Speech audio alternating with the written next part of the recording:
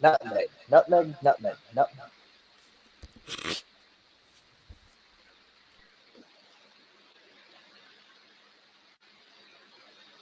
Hello and welcome to Teams Nutmeg's Alpha Build. My name is Matthew Wheeler, and I will lead you through our first level, the Haberdashery. The player has a choice whether to take the fire escape to the top floor or take the hole in the wall to the basement. In this run through, we're going to be in the basement, where there's a dangerous electrical current running through the water. Jump as fast as you can to the opposite side to find the first of interactable buttons. One will open up the door to the basement.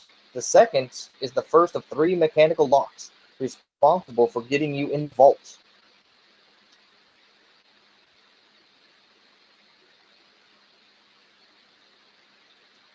So now that we have gotten the button to the first floor, we'll now press the cash register, which will open up a side room, where you will find the second of these three mechanical locks. You will notice there is glass. Players will be able to break that glass with interactable objects.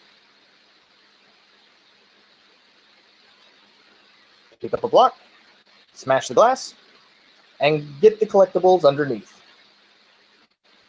Having gotten everything on the first floor, we make our way to the roof, where we have more interactable objects such as a convenient stove or a nice refrigerator. But most importantly is our third and final mechanical lock. On top of the dresser, press the button, and it opens up the closet.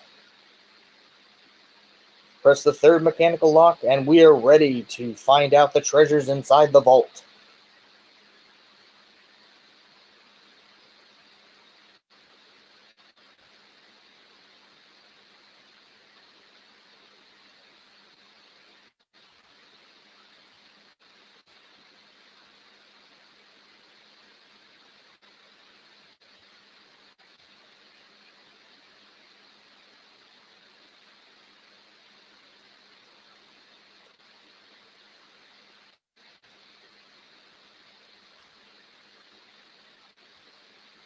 Yeah, there we go. Congratulations! You have now completed the haberdashery. Press your final button to continue on to the next level.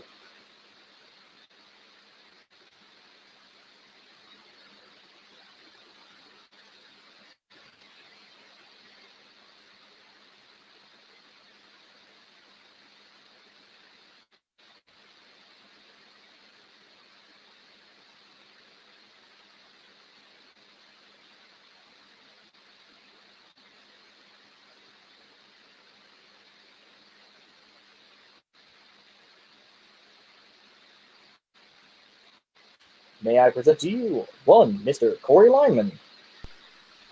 Thanks, Matt. All right, so here we've got the factory. First thing here, we got to get in this door. Nice little button.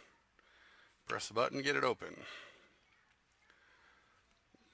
Run to the door. Next floor. Door's locked. It says in the corner, need key to open.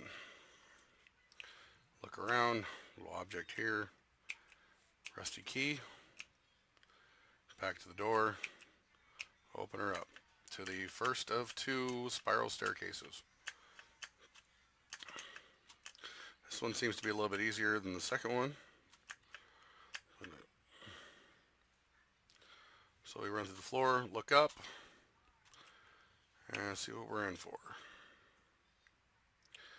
Watch the glitching door, and up the second of two of the staircases.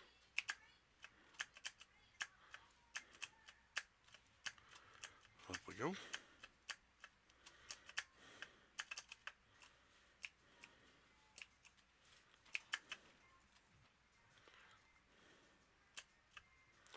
To the first of the jump pads, which have to be timed just right. Mind the height, because it is, as it says, a long way down.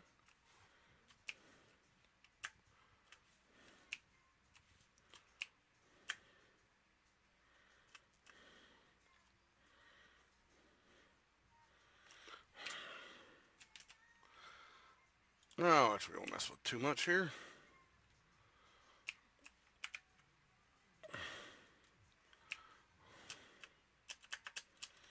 So we get to the conveyor belts. Up to the next level.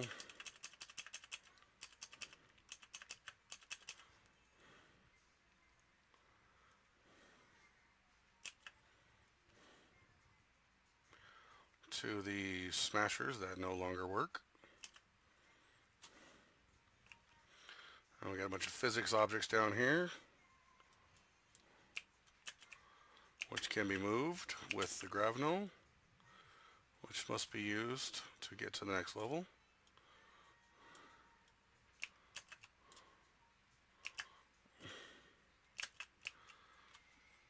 So we got our first box. Seems to be enough to get us over. We've got a room here. Not quite ready for that yet. Hit the first jump pad, get over.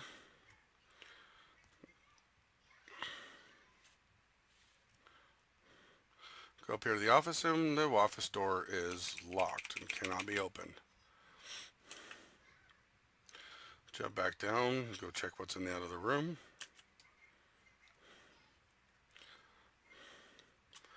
Head into the power room. Hit the switch, turn on the power, open the door. The switch becomes active after the door is opened.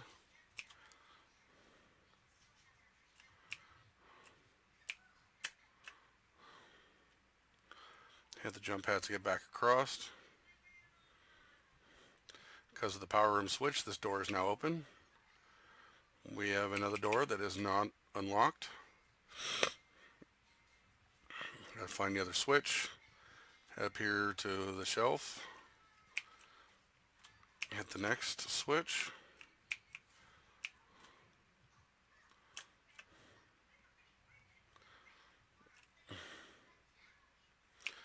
And transition back down. Building's done, and level is complete.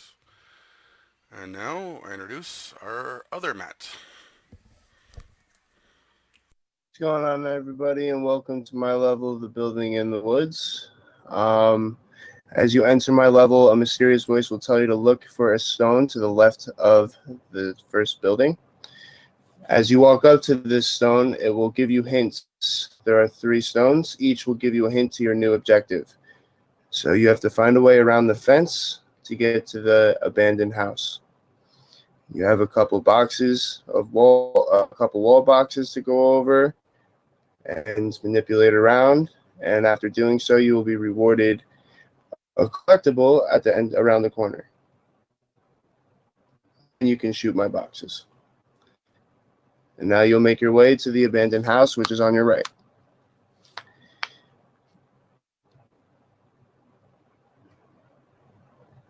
Now to get up onto this deck, you'll need to use the launch pad, and you will need to figure out how to get across the color-coded floorboards, which are labeled and in a message volume at the beginning of the room. And after you get your first out of 3 keys, you will be told to go and find the second youth stone. Be careful, because if you step on the wrong color, you will be brought back to your last checkpoint, as seen right now.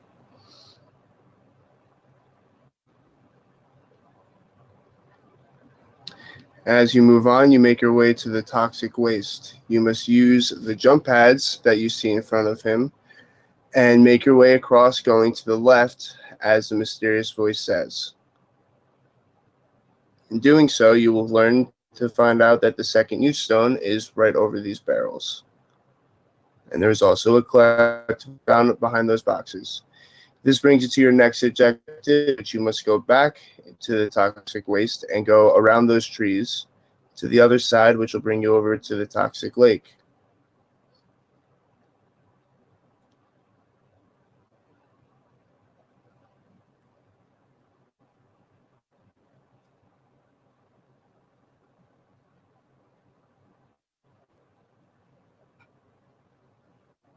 Now, there are 2 ways to get across this toxic water. You can either manipulate this board to jump to use as a platform to get across, or you can eat up health and try to jump through it.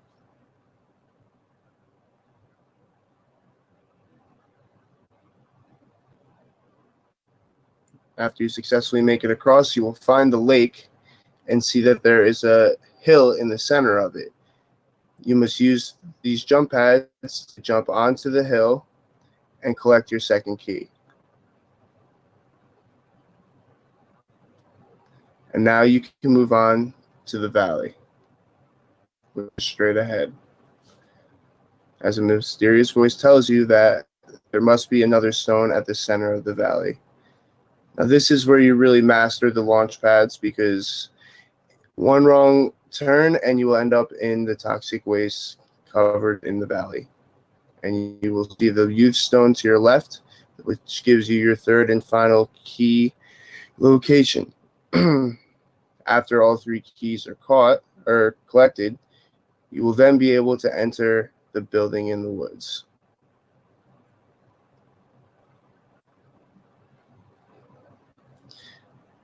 I'm sorry about this launch pad. Something happened where you can't get across yet, so we're going to use God mode to just go through, and you will notice the building straight ahead.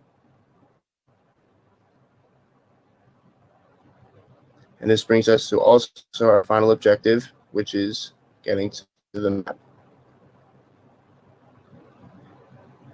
And I guess because of an unknown error, my one door is not working right now, so we're going to use God mode to just keep it on moving. You will have 2 choices after going through the second door. You can go left, which will bring you to a collectible, or you can go right as you see, which will lead you in the right path to get to the roof, which is where the map will be located. Now here you will have to use the boxes to stack them up as steps in order to get over the bars. And as you make your way around the corner, you'll have some boxes to go through, which will lead you into this room, which I like to call the slant floors.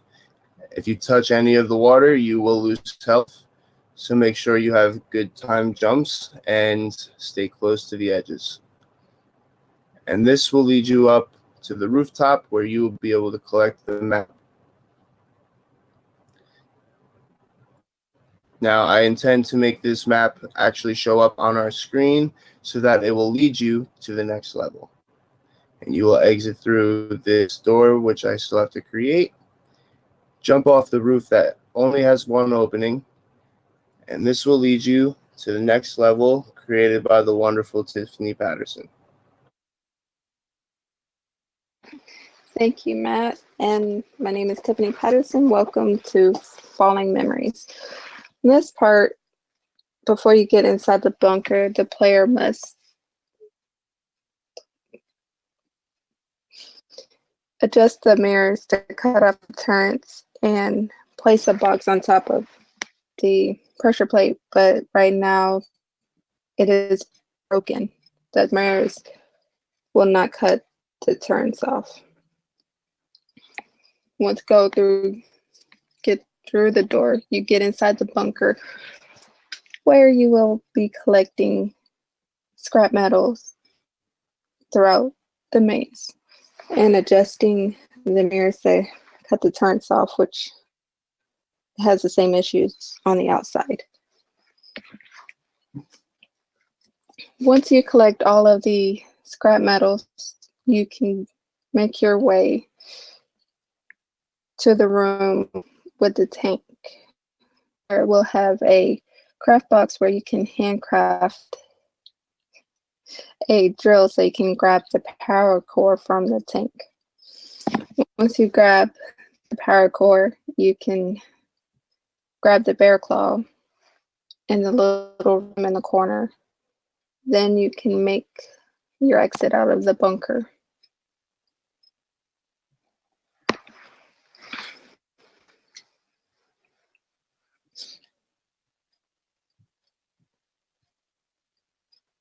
And I'm gonna have to fix that.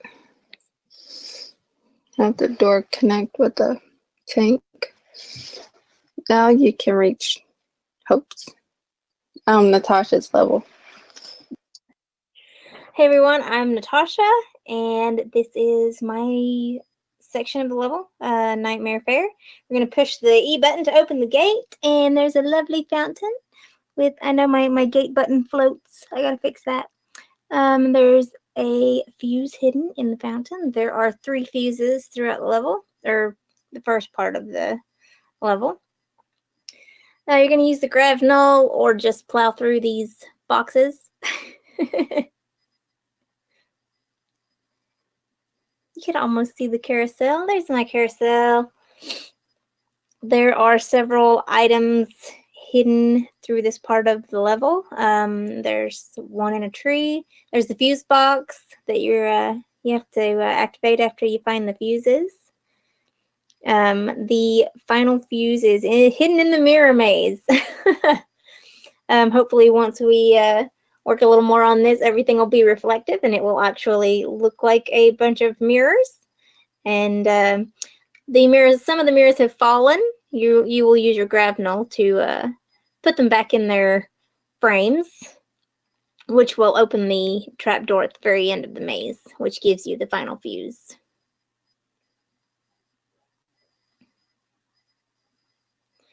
After you find all of the fuses, you can activate the fuse box, which will open the door to the toxic flooded tunnel.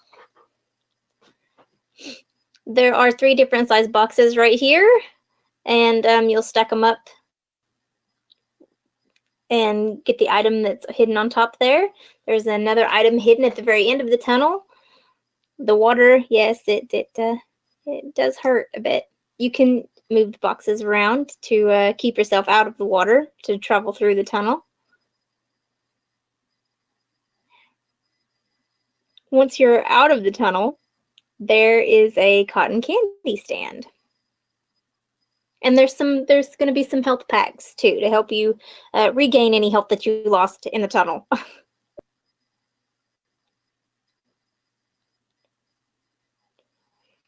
After you collect 10 tokens and all of the pieces to the cotton candy machine, you'll be able to exit the level right here.